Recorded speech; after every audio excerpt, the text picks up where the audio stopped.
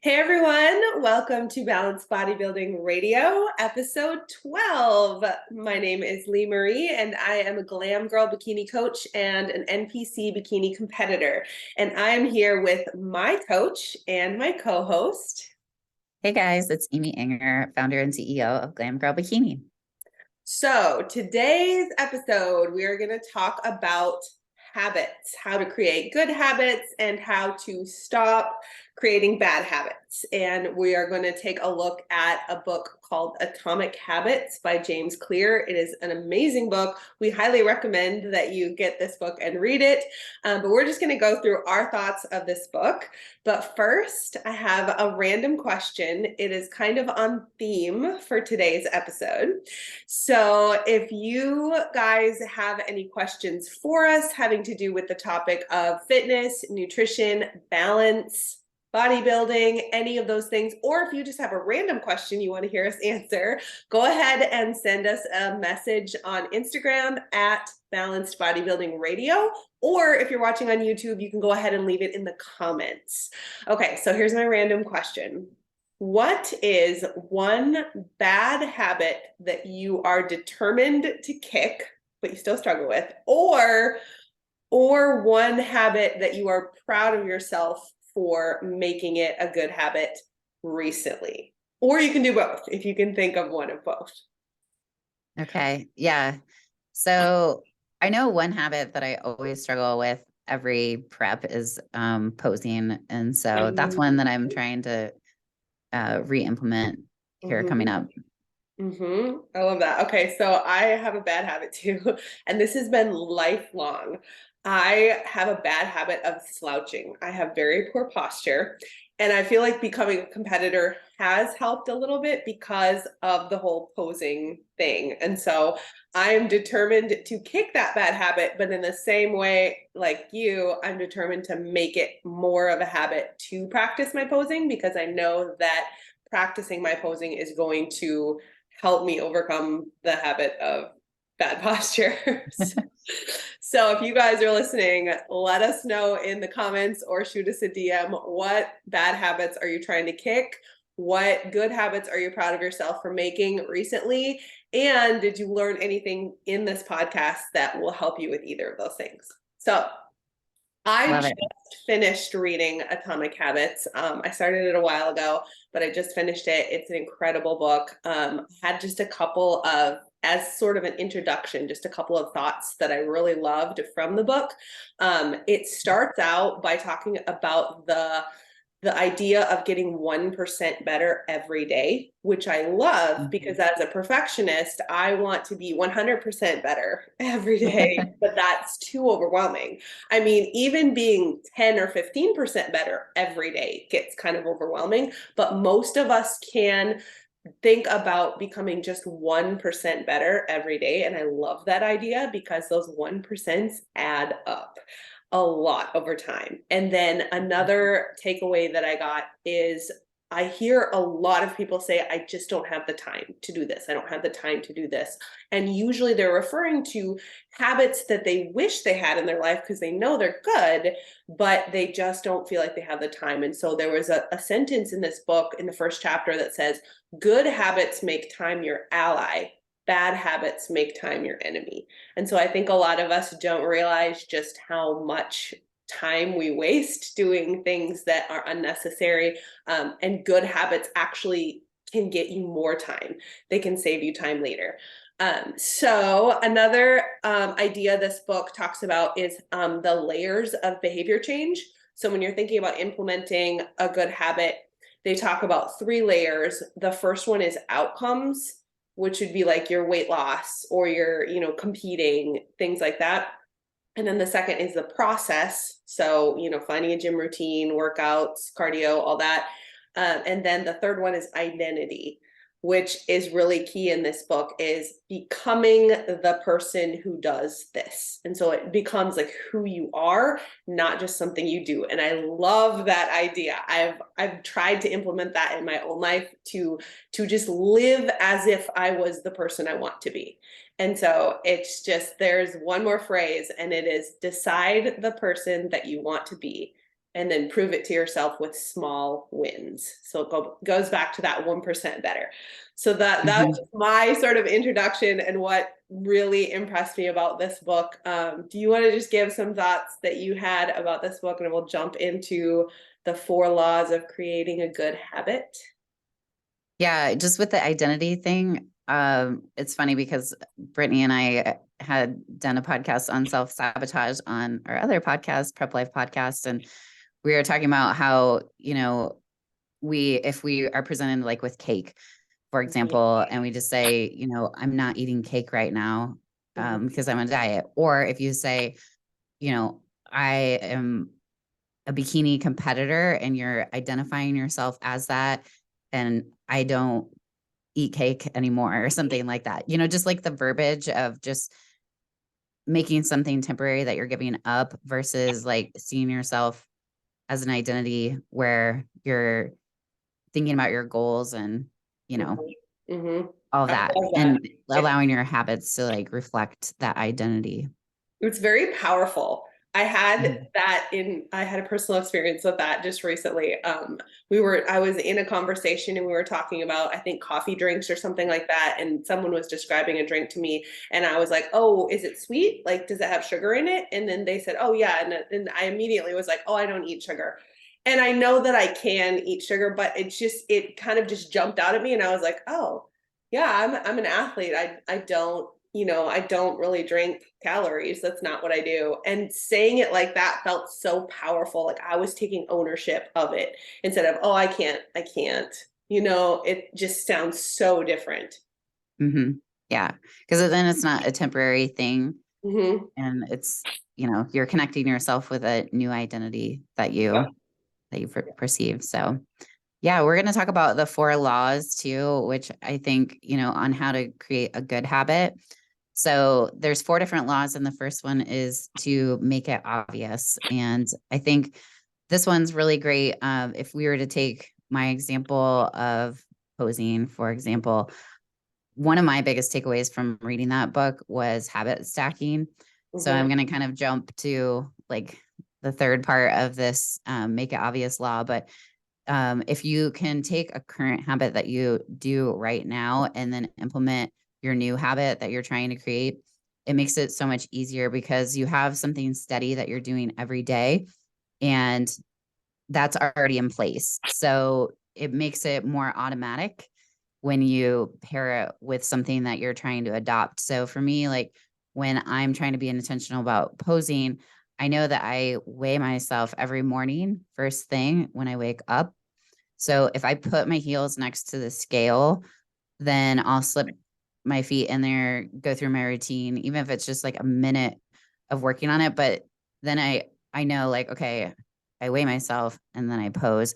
And it just makes it more obvious that that's like, and pairing it with the other one, it's to an existing habit, just makes it easier to do. I love that. I think I remember watching you last prep that you did. You would have like a posing accountability post that you would shoot up to. Like, I did my posing today. I had thought about just a couple of things like what do I already do? Like Mhm. what you do. And a couple of things is if I always wash up all my dishes at night, and at the same time I fill up my water bottles for the next day. And I love cold water, so I put them in the fridge. So it's ready. I Oh, can open the fridge, I can grab it, I can drink water right away. Otherwise, I'm not going to drink water before I drink coffee. But if it's there, if it's ready, I open the fridge anyways to grab my coffee creamer. The water's there, I grab it, I can immediately start drinking. And then another thing wow. that I always do every night is I always set an alarm. So I always set my alarm, and then while my phone's in my hand, I open up my Fitness Pal and I track my food for the next day. Just Love it. something like that. Um, Yeah, another that's good. point, another point with making it obvious was that I loved was environment trumps motivation. So making it obvious, a couple of points that I had on this was that I stock my fridge and my kitchen with only foods that are beneficial to my goals right now. So I set up my environment to make it easy to follow through on those good habits. And if I want something that's not on my plan, I have to leave my house, I have to drive somewhere and I have to get it. Now I realize that I can do that because I live Mhm. by myself. But if you have other people in the house, maybe make the shelves that are easiest to access the foods that are gonna, be helpful for you, or prepare the foods that are helpful for you. Have them ready to eat. Cut up the fresh fruit or the vegetables and have them ready to go versus something, make it harder to make something nutrition wise that doesn't fit your goals. That makes I have sense. a suggestion on that one just because I Mhm. live with two teenagers that eat a bunch of garbage all day. They're like human garbage cans because they Mhm. are so active, which is fine because they don't need to worry about that. But I think your willpower muscle gets exhausted when you're constantly looking at something, even though you're not physically saying no, someone's not like actually offering you, like, for example, a candy dish. If it's just sitting out at work, you're you're actually mentally saying no to that candy every time you walk past it.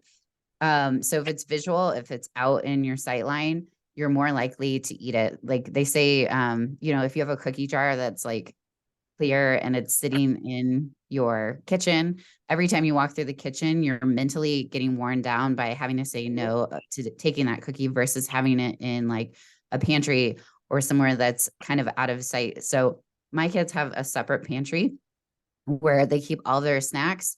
And yes, I could go in there and I could easily eat it. I mean, obviously, I like there's certain times when I just don't visit it. So I just don't, out of sight, out of mind, Mhm. truly. And I think that's a lot of issue with like parents. They feel like because their kids like snack foods are around that, that makes it like a different scenario than if they were single. But I disagree.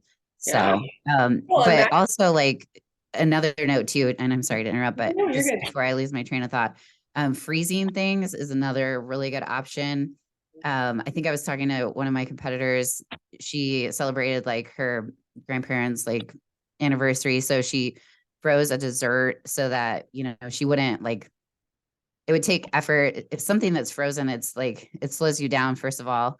So it kind of puts that layer or that barrier, but then she could kind of like eat it slowly, like when it fits, and maybe not like consume the whole entire dessert at once. But just a thought. That's really good. Yep. I was just gonna make it that point that that is the opposite. So the for making a good habit, you want to make it obvious, and for a bad habit, you want to make it invisible.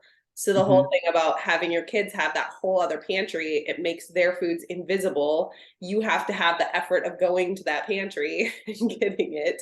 And Yep. to your point, I know there was one sentence that I'm trying to remember how it went, but it was the people with the best level of self control are the ones that don't have to use it very often.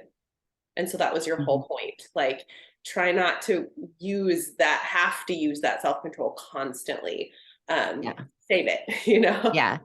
Yeah, and I know I kind of skipped ahead on this whole make it obvious thing, but I mean, the first thing to do, first and foremost, like just kind of rewinding, is just write down your current habits and do an audit of them. I think doing an audit is always the best way to figure out like what things need to be changed. So, are there some bad habits?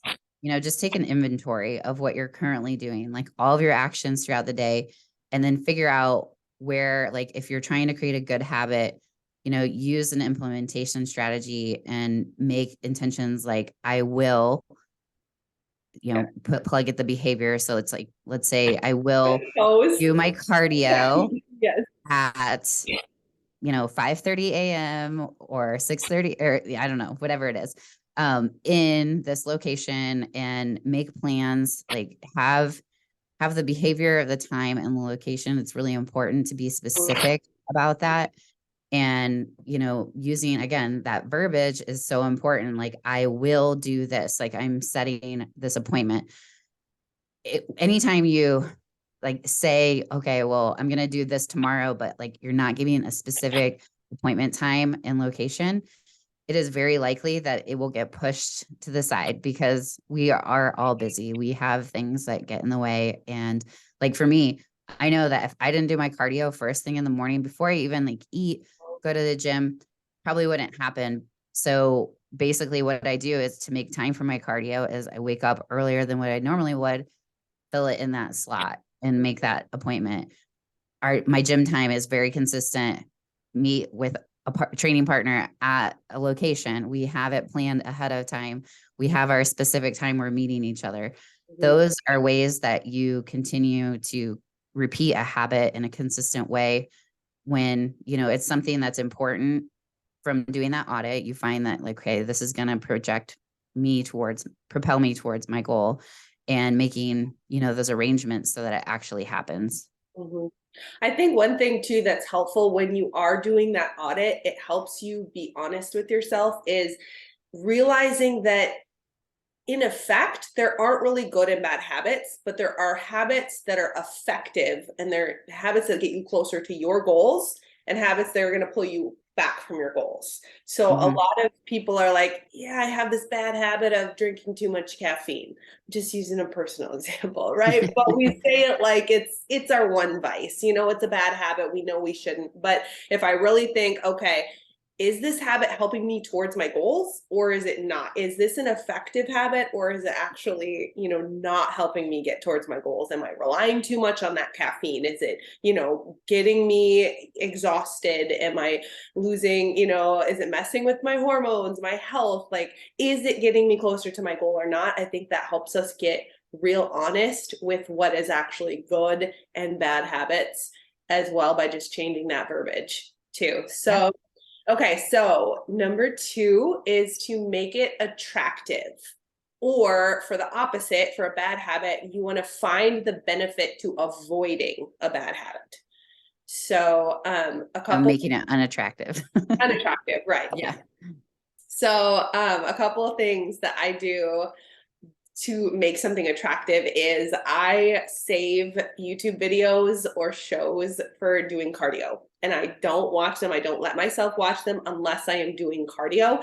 And then I save podcasts for when I'm walking outside, because when I'm outside, I want to look around. I don't want my eyes on a screen. When I'm in the gym, I don't really care. But if I'm on an outside walk, I like to save podcasts I'm really excited to listen to. And often I'll walk a little farther because I want to finish it, because I know when I get home, I need to turn it off, because I save that only for my workouts.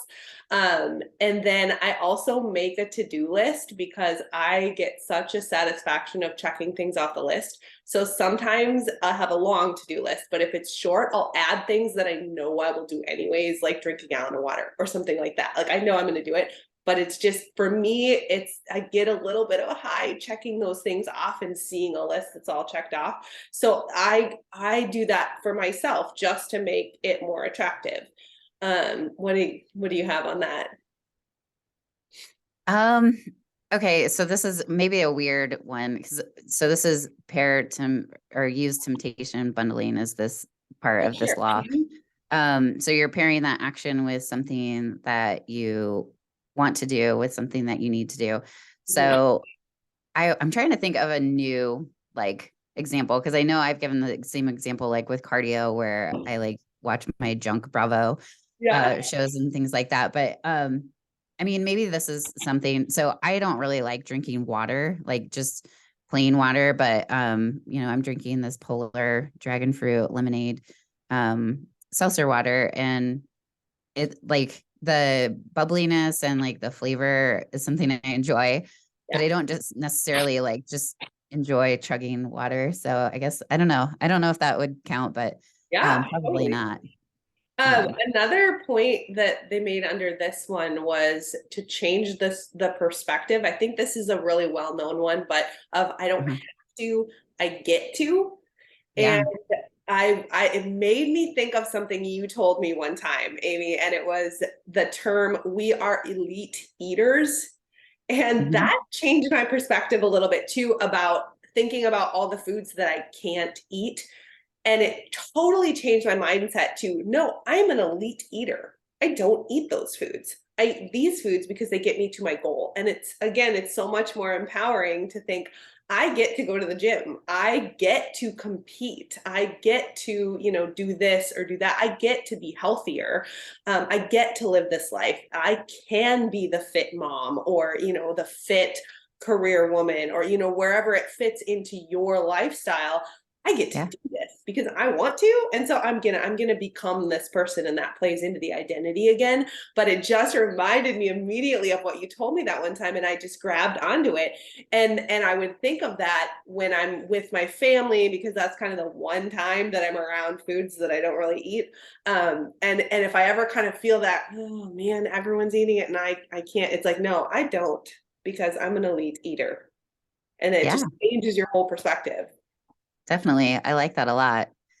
Yeah. So the second piece of this one, making it attractive, is just um, joining a culture where your desired behavior is the normal behavior. So this isn't going to be something you can control all the time, but the more you can expose yourself to be hanging out with the five people you hang out with the most, if they're tens, then that's your average. You're the average of the five people you hang out with the most. So if they're doing behaviors that are detrimental, that are not a good influence, eventually that's going to rub off on you too. It's your people that you surround yourself with in your inner circle are going to be a reflection of who you are as well. And so I love that we have like such a close knit culture at Glam Girl, because we are able to, even though like we live in Alaska and Australia and Canada and like every part, like pretty much every state in the country, we all kind of, you know, talk amongst each other, lift each other up, give each other tips, words of encouragement. And then you just kind of feel like you're surrounding yourself with those like-minded females. And they're all kind of going for the same goal. And so like what other people are like, we're going a little bit against the grain. Like you said, like we're that elite, we're making elite choices and we're elite people for doing that.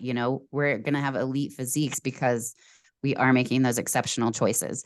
And so we're not going to do the same thing as like mainstream culture does. And so it's important to surround ourselves with people that are making those elite choices so that we can too see like, this is something that can be achieved.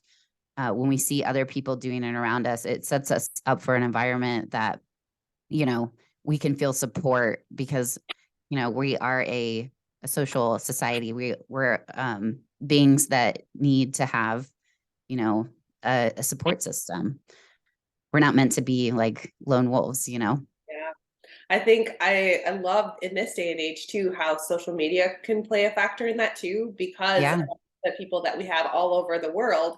Sometimes if you think, well, in my immediate community, nobody in my family works out, or none of the people at my job eat healthy, what am I supposed to do? Well, there are people in communities online that you can be friends with. I know people all over the place that I have never met, but we share the same, goals with fitness or with Mhm. coaching or with owning gyms or programming, things like that, eating healthy. And I'll tag them in things on Instagram. They'll tag me.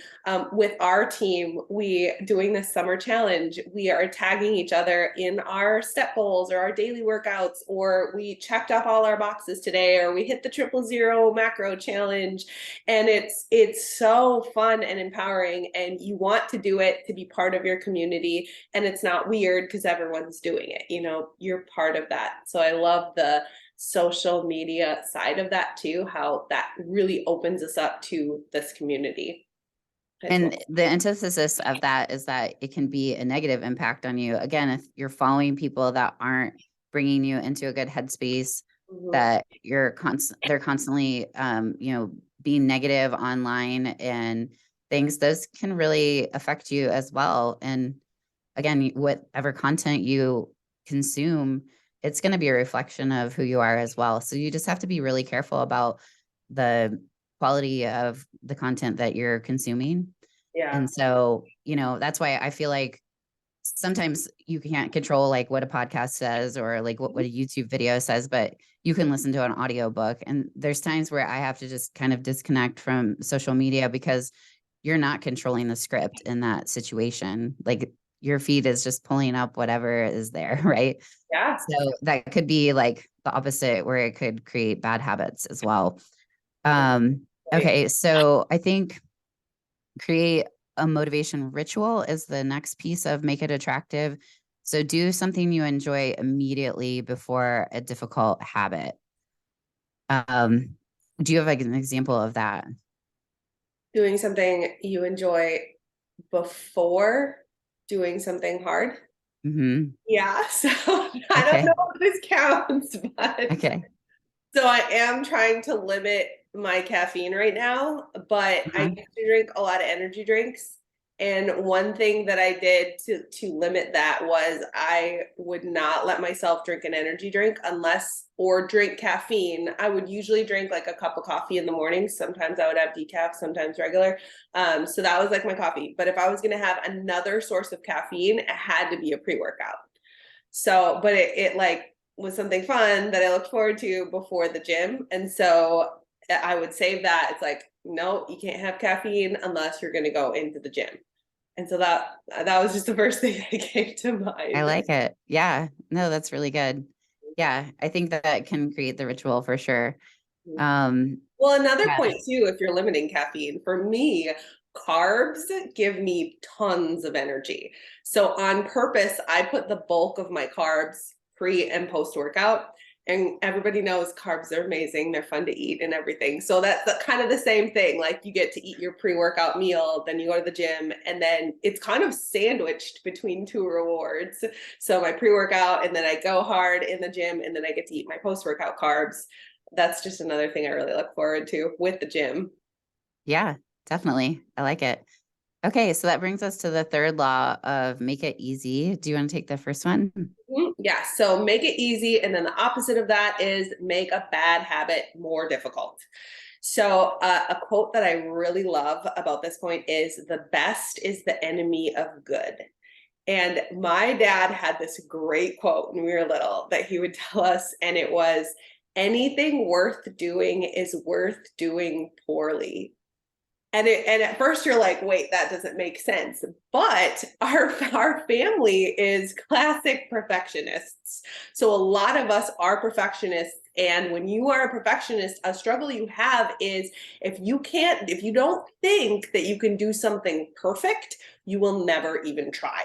And so it actually Okay. freed my heart to attempt something versus always just sitting back on the sidelines because I wasn't sure if I could do it perfectly. Because the first couple of times you do it, you have to give yourself the freedom to do it poorly, if that makes sense. And Yeah. so making it easy, like break it down to just do the first step.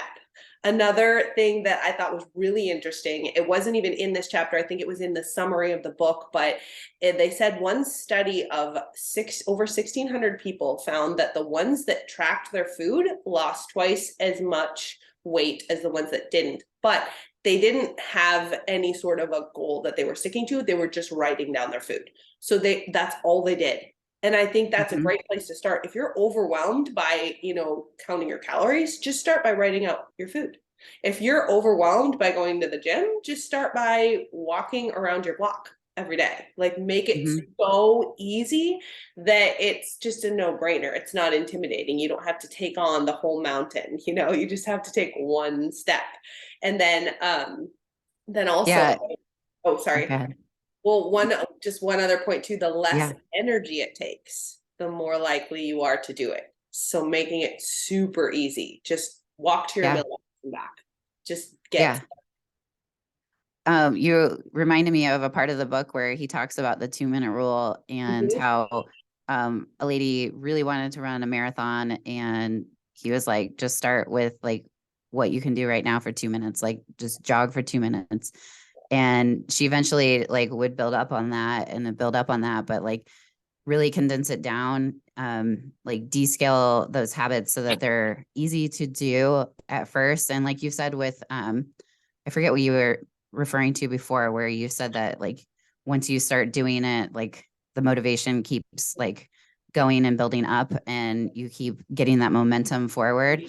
And I think that's important to realize that you just need to start somewhere and the rest will come. And then another point on the make it easy is reduce friction. So just decreasing the number of steps between you and the good habit. So if you're not one to like get motivated to go to the gym, making it as easy as possible in terms of like setting out your clothes the night before, maybe like, getting your supplements in order, so that like in your pill boxes, so that you remember to take them and that it's easy. You've already done it. Like with food prep, weighing and measuring. One of my clients was telling me that she just like made a bunch of like single serve bags that she'd like put in the freezer of like different proteins, like weighed out and measured way ahead of time, so that even if she got busy with work and Mhm. travel and things, like she always had those like pre-measured things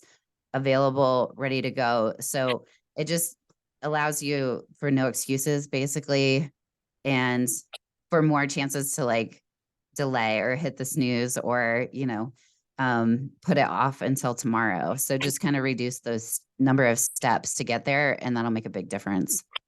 I love the 2-minute rule too for making it not intimidating.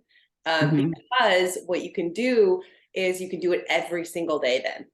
And you don't have to work out for 2 hours every day. You can work out for Hmm. 2 minutes. You can do Yeah. something for 2 minutes, but it gets that habit ingrained in you.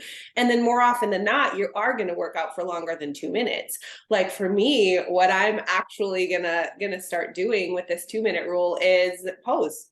2 minutes. I can Yeah. pose for 2 minutes. I don't have to go through my routine 20 times every single day because I know I'll never do that, But I mean, I will some days, but I'm not going to do it every day. But I can do it Yeah. for 2 minutes every day. And then you can implement that habit because it's 2 minutes. That's nothing. Well, and I mean, posting's a great example because it's like you have a 10-second routine in the Yeah. MPC. So 2 minutes is a lot of time to actually practice that. You will probably get close to 20 reps of your individual if you do that. So that's a great one. The next one is prime the environment, prepare your environment to make future actions easier. I think so. For this one, I would say one of the things that I do is I have a trouble with like nut butters, like being in a jar Mhm. and like scooping out of them and licking and like even just when I'm weighing, it's like sometimes I just have the habit of licking, and peanut butter can be like really, I mean, it's super calorie dense, it's high in fat, and it's really palatable, especially like when you're really hungry. Mhm. So, I mean, for me, I just buy the Barney butter like pre-packaged 1 tablespoons and I order those on Amazon. I mean, it's about the same, like maybe it's a little bit more, but it just helps me prepare for future success, and like it puts me in an environment where I like have portion control, and it sets me up for not making those mistakes. Yeah. So it makes it easy for me, Mhm. basically, and I don't have to like individually like weigh everything out and freeze it or something like that. So For sure. And I think it's totally worth it to spend a little bit more money when it's so important to you, for your goal. yeah.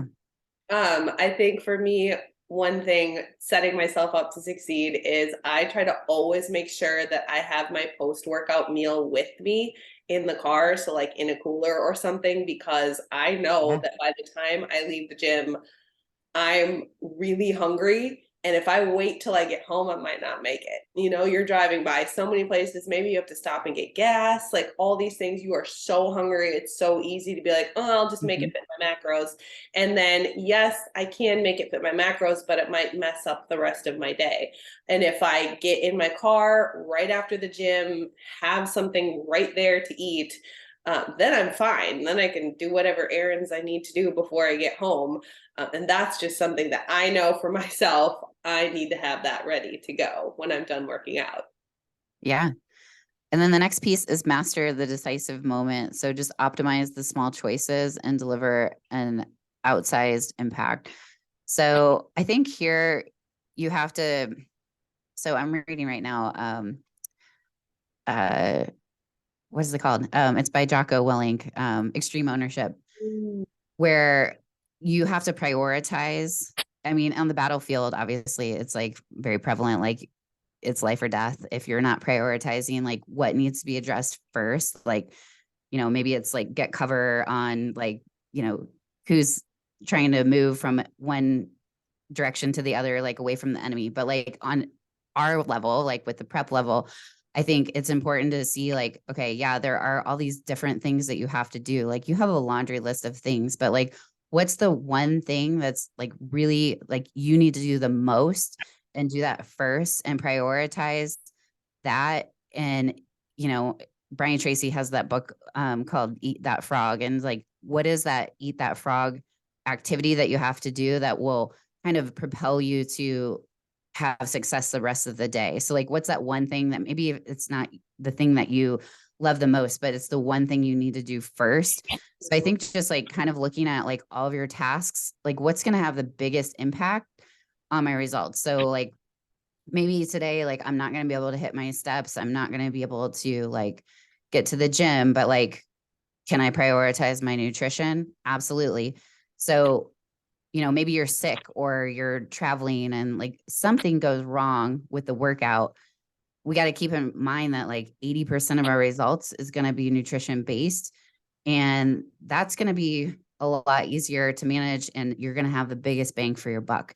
So Mhm. really optimizing like your choices and like thinking about the pyramid, like if you forget a supplement today, like, is that going to be as important as like overeating your macros? No, Mhm. it's not going to have as much of an impact. So just prioritizing those things and like making sure that those are in order will really maximize like the outcome. I remember reading a point he made, and I think it was again at the end in the summary, but it was the point of never miss twice. And it just reminded me of the overeating your macros thing.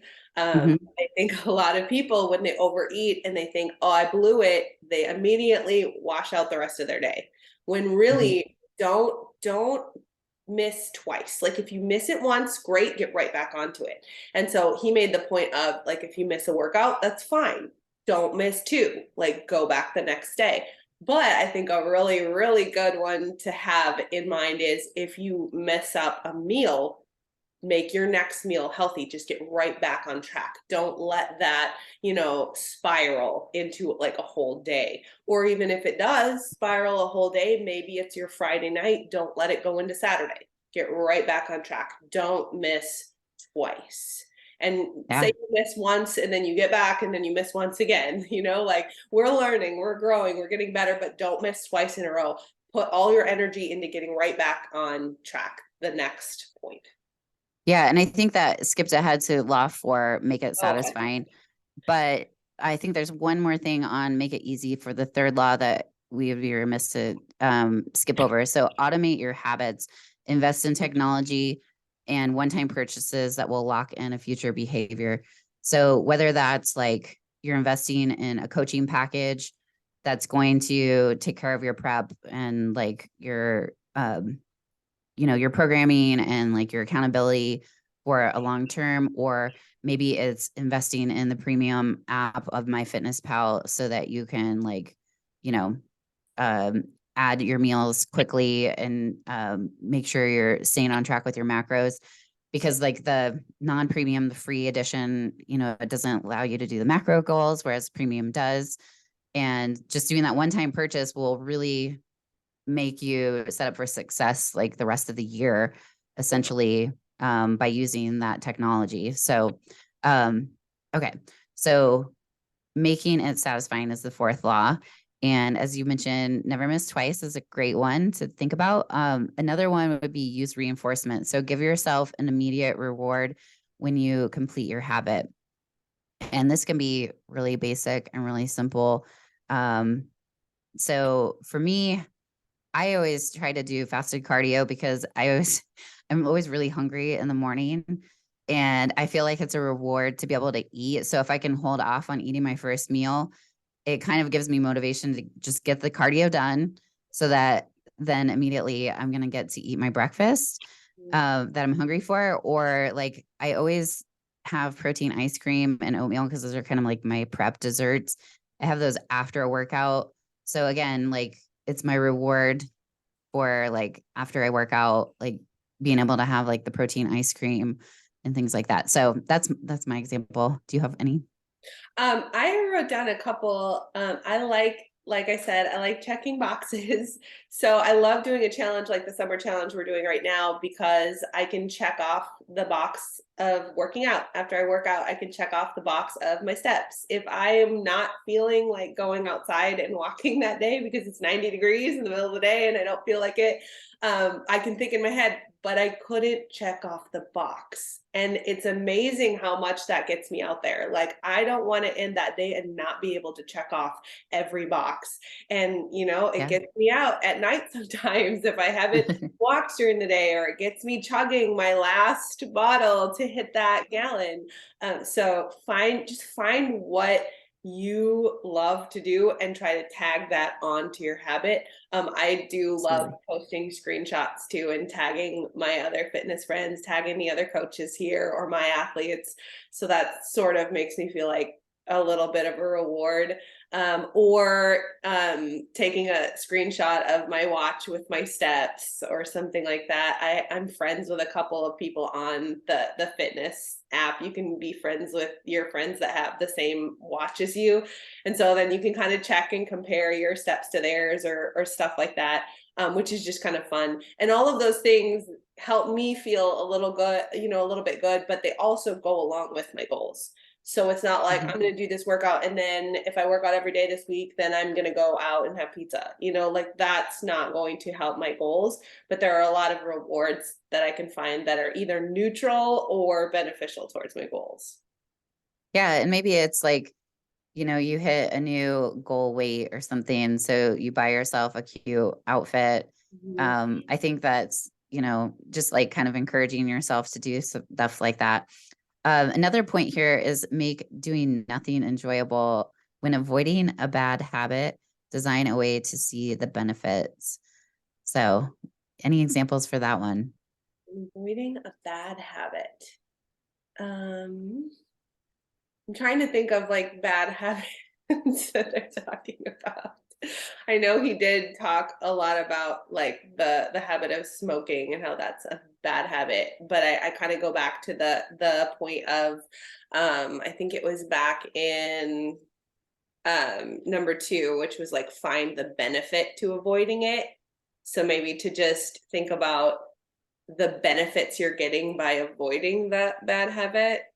Uh-huh. That makes Yeah. I mean, sense. if you think about it, like, let's say somebody has diabetes Mhm. and by not, eating sugar, they can like visualize that their A1C is going down or their fasted blood glucose. Some of those like benefits, just kind of framing it like, I'm going to feel really great energy when I eat this meal with like micronutrients and nutrient dense, and just kind of like thinking about like those ways that, um, you know, that a good habit will make you have lots of different benefits.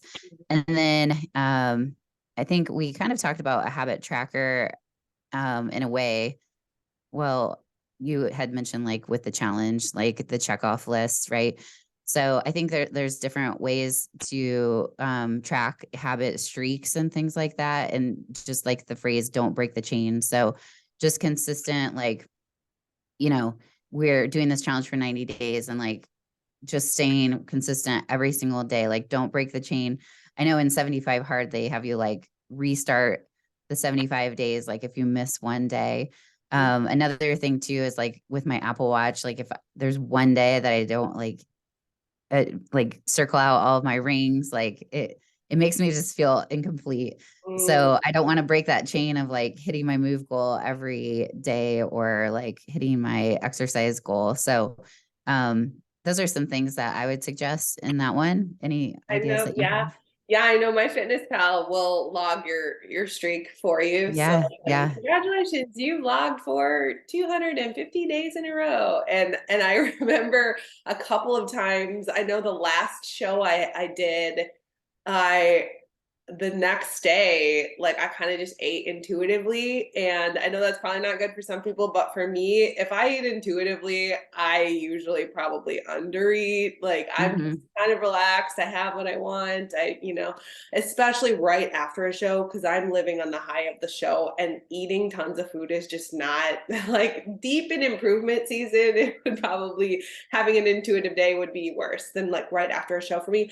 But I remember thinking, oh, but I should try track, otherwise I'm gonna mess up my streak. And so just having apps or things like that that keep track for you is kind of fun too. Uh-huh. And it's just fun to have that streak going, and then you don't want to miss a day. So, Yeah, I always feel like on show day I'm getting so cheated because it doesn't track like my steps because you can't wear your watch like when you have the tan. It always annoys me. I'm yeah, like, I broke my exactly. one part of the chain for the whole year. Yeah. But anyway, That's okay. It's not the goal yes. today. Yeah, exactly. Okay, so the inversion of each of these laws is how to break the habit. So, law number one, make it invisible, like you had mentioned. So, reduce your exposure, remove cues of your bad habit from your environment. I think this one, so I know like this is one that like probably I'm not a smoker, so, but I'm sure people can understand like where like something in the environment can really cue you to like want to have a cigarette. So, like, if you're a restaurant worker, a lot of times their breaks are like centered around like taking a cigarette break or something like that. I believe in this book, if I'm not mistaken, he was talking about how people in Vietnam were addicted to, I think it was like heroin or something, which is like a highly addictive drug that they were doing in Vietnam. And then as soon as they got home, they all stopped this highly addictive drug because they weren't in that same environment. And it was kind of proving that, even though they mentioned that like this would be like a really hard habit to kick, when you just pull them completely out of that environment, put them in a brand new environment, it was like they had no urges whatsoever to continue the drug. Am I right in saying I, that? Do you I feel like I remember reading remember that? that. I Yeah. mean, I haven't read chapter one in a minute, but that's pretty incredible. I mean, heroin Yeah. is highly addictive when you think about that. But to Yeah. get yourself So, out of that environment is that's insane. I think yeah, something that I do too is it goes back to the whole caffeine thing. I don't keep it in the house except for my coffee, because coffee is something that I usually only want in the morning. I usually don't want it later on in the day. If I want caffeine later on in the day, it's going to be like an energy drink. But if I don't keep them ever around, it's not an option. I have to go out and go to the store, which if I'm going to do that, I'm probably on my way to the gym anyways. So just don't keep it around.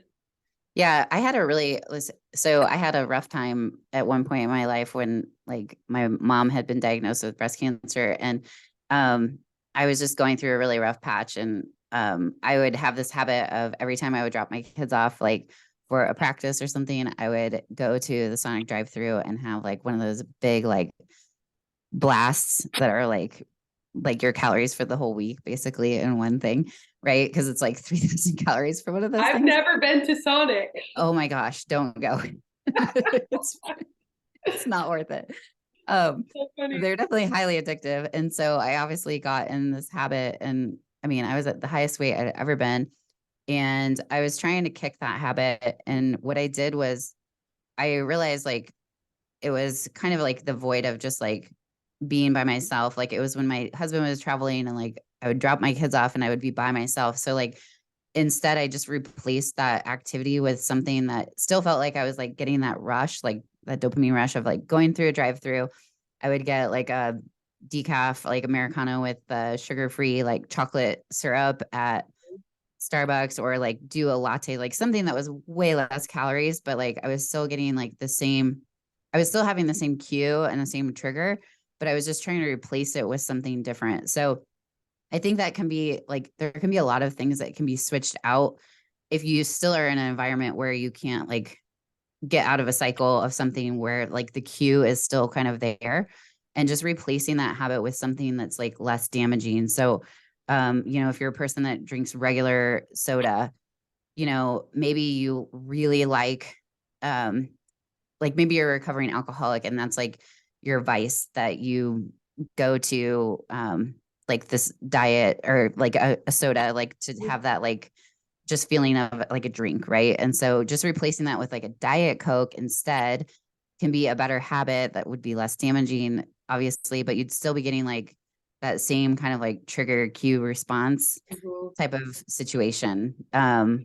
So I don't know what your thoughts are there. I know I kind of got a little deep with that one, No, but I love that. I feel like in this day and age, with the science where it's at and the amount of macro friendly options, there's literally no excuse. I mean, diet soda is getting so good quality that, and you can get, drinks at Starbucks with sugar-free stuff and different like almond milk lattes that taste just as good as the regular, and like anything that's going to help you meet your goals, right? I think there's no yeah, excuse. You can find something that tastes amazing. And then definitely.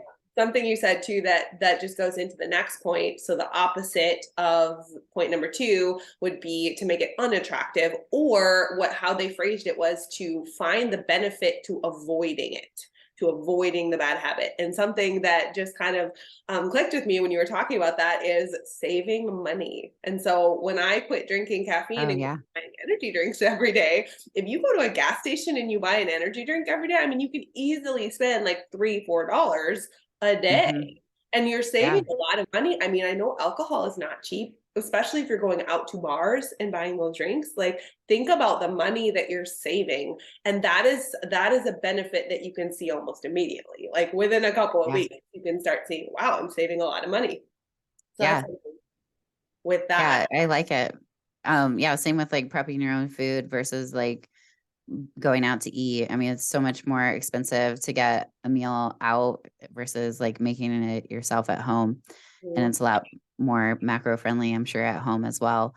Okay, so a version of law three, which law three is make it easy, is make it difficult. So you want to increase the friction, increase the number of steps that it takes between you and the bad habit. So I had mentioned this earlier with like freezing things.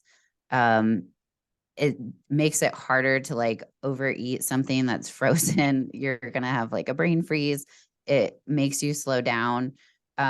Or just making, like you said, like you have to go physically into like a store.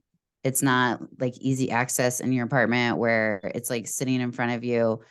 You can very easily, like in a moment of weak willpower, pick up that item and eat it versus like if you have to make the effort to like get dressed, go out, buy it at the store, that just puts another layer of like friction that makes it harder for you to get to that bad habit. Another example I thought about this too is with sleep and staying up late. I know my brother has this thing where he actually leaves his computer charger at my folks' house. We live really close, but he'll leave it there even though like he has his computer, but it's a really good habit, and it forces him to like, if he would rather just be on his computer all night, watching a movie or whatever, or reading books, things like that. Or like for me, it's not quite as good, but I always leave my computer in the living room of my apartment. I don't have it in my bedroom. And so if when I go into my bedroom, it's like this is time to wind down. So I have 3 or 4 books on my nightstand that I'm always reading. And if I'm and like I have my phone there for my alarm, and sometimes I'll listen to a book on tape or a podcast, but I don't watch movies on my phone, or I don't bring my computer in there. So just like making it more, setting yourself up for success with your nighttime routine as well. So making it harder to do things like maybe not having a TV in your bedroom, so you don't Hmm. try to fall asleep or stay up too late watching screens. Maybe have, your TV down in the living room or the den or basement or wherever you can have to go Yeah. to watch a movie or a show. That was just an example that I had thought too, with making it harder to do the bad habit. Yeah, yeah, I like that. I think you can do that like with social media, like if you're trying to like get away from scrolling and looking at screens at night, putting your phone on a different like ledge, or maybe limiting your amount of time within an app each Mhm. week. And once you hit your limit, like the app no longer lets you utilize it, stuff like that. I think that's good. Another one is Another use commit. Oh yeah. Sorry, one more thing I just thought about. Some people set their phone across the room. And Uh-huh. I mean, it would be really easy to then not be on social media in your bed, but it also makes it really hard to press snooze. Yeah. Like Yeah. making it I have harder. a friend that We can does go that. on and on with examples. Okay, last point. Let's go. Okay. Yeah. So your inversion of law number four, which law number four was make it satisfying, is make it unsatisfying. So get an accountability partner, ask someone to watch your behavior, would be a suggestion, or create like a habit contract, make the costs of your bad habits public and painful. So similar to what you were saying, like posting on social media, like good things. I think, if we think about it, like social media, like that accountability piece, like if you don't post like the next day, like that you didn't do it, like maybe you went off your diet or whatever, and you were trying to like stay on your macros, like that's making it public, right? Because you basically like you fell short and you weren't able to post that day, like, hey, I did this type of thing. Yeah, I mean, I'd say put some skin in the game too. Sign up for a coach, put some money in the game. Like if I don't do this, I've lost this much money, or make a bet with your friend, or even that thing with our Apple Watches. If I don't work out that day, my friends can see it. They get to see how Yeah. many calories I burned, where my steps are at. They can see it. I don't even have to post. They can just check. So anything where you can bring other people in and make it, put some skin in the game. Like they're going to know if I miss, or I'm going to have to pay out if I miss. That can be really, really motivating.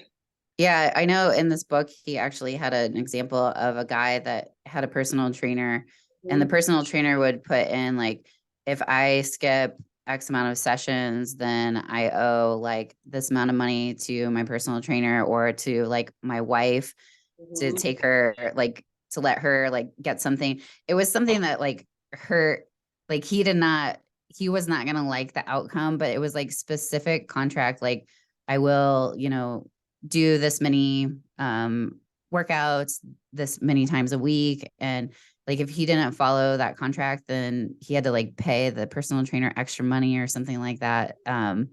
So I thought that was kind of cool. Yeah, I thought that was super motivating. Yeah, it was something really intense. There was one thing where if he didn't do this many workouts, or maybe it was track his macros or something, he had to give his wife $500 to just go spend. Yeah, yeah, that's what it was. I knew it was something about the wife. I couldn't That's remember because it's been a hot crazy. second since I read the book, but yeah, Yeah, no, that's a really good point. If you really want to hold yourself to it, put some skin in the game, because you're super motivated in the beginning because you're looking for that result, right? And yep, so, but then you have to learn to go through the process. And I think it just goes back to the beginning where it's the three layers of behavior change. And it's we want the outcome and we're super motivated at the beginning. And then the process is where we need to put some skin in the game so that we can keep doing it. And then as we keep doing it, it becomes our identity. And then that's mhm, just who we are. We yeah, are the people that work out. We are the people that eat healthy. We are the people that drink a gallon of water a day. That's just who we are. yeah, I like it. Yeah, I think that's a good place to end it.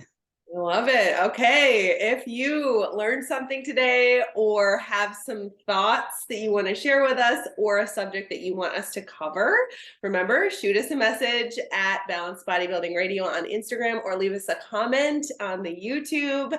If you're listening on Apple Podcasts and you want to rate us and give us a review, we would love that. We would be very thankful for that. If you send us a screenshot, we still have some Glam Girl tanks that we would love to send you. So if you send us a screenshot or tag us on Instagram in the screenshot of your review, we will reach out to you and get you a tank.